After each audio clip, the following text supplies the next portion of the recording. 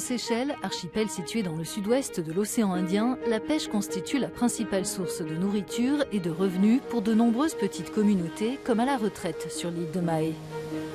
Tous les après-midi, les pêcheurs locaux ramènent leurs prises pour les vendre directement sur leur nouveau marché. Cette installation, qui améliore les conditions de travail et d'hygiène, a été construite dans le cadre d'un accord conclu avec l'Union européenne. Ce type d'entente que l'Union met en pratique avec différents pays à travers le monde autorise les bateaux européens à pêcher dans leurs eaux territoriales et prévoit en échange un soutien européen au secteur local de la pêche qui prend différentes formes. On n'avait pas de marché aux poissons, on n'avait pas de lieu couvert ni d'installation d'eau. Avant, on vendait le poisson sur des palettes en bois au-dessus du caniveau. La plupart de ce poisson est destiné aux petits hôtels. Donc, on ne voulait pas que l'hygiène soit un problème et que tout le monde tombe malade. Mais tout ne va pas bien dans ce décor de carte postale. Au fil des ans, le poisson se raréfie. L'association exhorte les pêcheurs à prélever des quantités qui contribuent à la durabilité des stocks. Mais les flottes illégales qui viennent de loin pour piller ces eaux représentent un problème encore plus important. La pêche illégale déséquilibre les écosystèmes marins, mettant en péril la santé de l'océan Indien occidental. Mais elle menace aussi les économies régionales en supprimant des emplois et en déstabilisant la sécurité alimentaire des États côtiers. 20% du thon pêché dans le monde provient de cette région, une ressource qui attire les braconniers. Comment ces nations peuvent-elles contrôler et protéger leurs zones économiques exclusives ? Parmi les armes à leur disposition, les patrouilles conjointes. Osiris II était un palangrier mauricien jusqu'à ce qu'il soit saisi pour pêche illégale et transformé en navire de patrouille. Les inspecteurs sont originaires de différents pays de la région. Les objectifs, c'est une surveillance des navires de pêche, donc c'est contrôle de la cargaison, des effectifs, des transbordements qui pourraient être faits en mer, le contrôle des espèces pêchées. Chaque équipage passe un mois en mer à contrôler les bateaux naviguant dans plusieurs zones économiques exclusives, y compris les navires européens présents sur place. Cette initiative de la Commission de l'océan Indien est soutenue par le programme Ecofish de l'Union européenne, qui récemment a accordé plus de 2 millions d'euros pour financer de nouvelles patrouilles maritimes et aériennes. Le poisson que les Européens importent de cette région doit être pêché de manière légale et durable. Beaucoup de bateaux pêchent dans les zones sans licence, sans matériel adapté. On essaie de pêcher avec des règles bien strictes. Ces patrouilles semblent efficaces en termes d'inspection et de dissuasion. Les autorités affirment que les pêcheurs sont de plus en plus enclins à respecter les règles. Au cours des 15 années écoulées depuis le début des contrôles, les infractions graves ont diminué de manière régulière.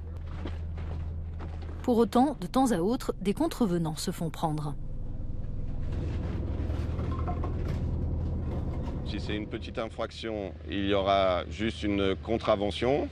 Dans le cas d'un bateau illicite et illégal, on peut être amené à carrément le conduire au port, l'exporter pour un contrôle plus approfondi à terre.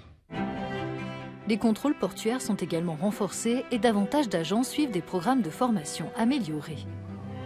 De retour aux Seychelles, les navires de pêche sont régulièrement inspectés quand ils débarquent leur prise dans le port de la capitale, Victoria. Ce bateau, battant pavillon espagnol, est muni de papiers en règle. Les navires qui pêchent sans licence appropriée restent généralement à l'écart des ports locaux, à moins bien sûr qu'ils ne soient repérés et interceptés. C'est le cas pour ces 5 petits bateaux originaires d'Inde, tous saisis pour pêche illégale dans la même semaine. Certaines des ressources visant à contrer cette menace proviennent du partenariat dans le domaine de la pêche durable conclu avec l'Union européenne.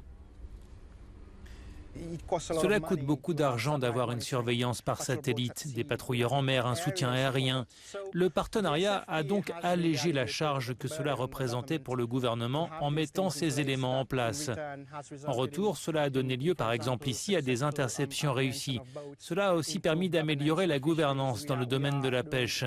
On mène de nombreux projets pour avoir des systèmes électroniques à bord de nos propres flottes.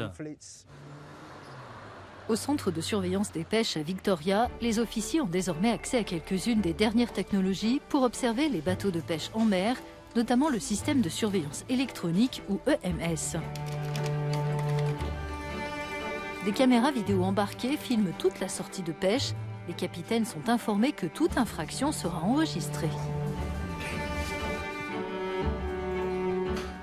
Quand le navire revient au port, on retire le disque dur, on le met dans notre système et on contrôle les activités de pêche. S'il y a un mammifère pris dans ces filets, on peut l'identifier et si les pêcheurs rejettent à la mer des requins ou des prises accessoires, on peut le voir sur notre écran. Tout comme les Seychelles, une autre nation insulaire du sud-ouest de l'océan Indien, Maurice, dispose d'une vaste zone économique exclusive.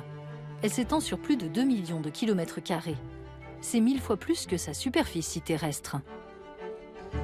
Au centre local de contrôle des pêches, les agents travaillent généralement à partir de journaux de bord papier collectés auprès des navires de pêche. Les coordonnées qui y sont inscrites doivent être cohérentes avec les données fournies par le système de surveillance par satellite. Comparer manuellement les informations est une opération lente et fastidieuse. C'est pourquoi l'île Maurice est en train de se doter d'une nouvelle technologie de journaux de bord électroniques. Tous les journaux de bord papier sont remplis à la main par le capitaine et toutes les écritures sont différentes. Donc quand on vérifie les informations ici, c'est très difficile de lire les chiffres. Maintenant, avec le système de rapport électronique ERS, cela sera un peu plus facile. Enfin, les accords de partenariat dans le domaine de la pêche durable de l'Union européenne comportent un volet traçabilité. Alors que l'Union importe plus de 6 millions de tonnes de poissons chaque année, leur origine doit être totalement transparente, non seulement dans un but de sécurité alimentaire, mais aussi pour lutter contre la pêche illégale et l'étiquetage erroné des produits de la mer. Dans cette optique, les entreprises de la chaîne de valeur du thon, comme celle-ci à Port-Louis, ont mis en place des systèmes qui permettent au consommateur final de remonter jusqu'au navire qui a pêché le thon. Lorsqu'on a mis ce système intégré, depuis la débâcle jusqu'à la chambre froide, à n'importe quel moment, tout le monde a une visibilité sur ce qu'on fait en temps réel. Nous faisons de sorte de protéger l'intérêt du client, c'est-à-dire ils vont voir toute la traçabilité jusqu'à leur assiette. La gouvernance des océans ne peut dépendre d'un seul pays.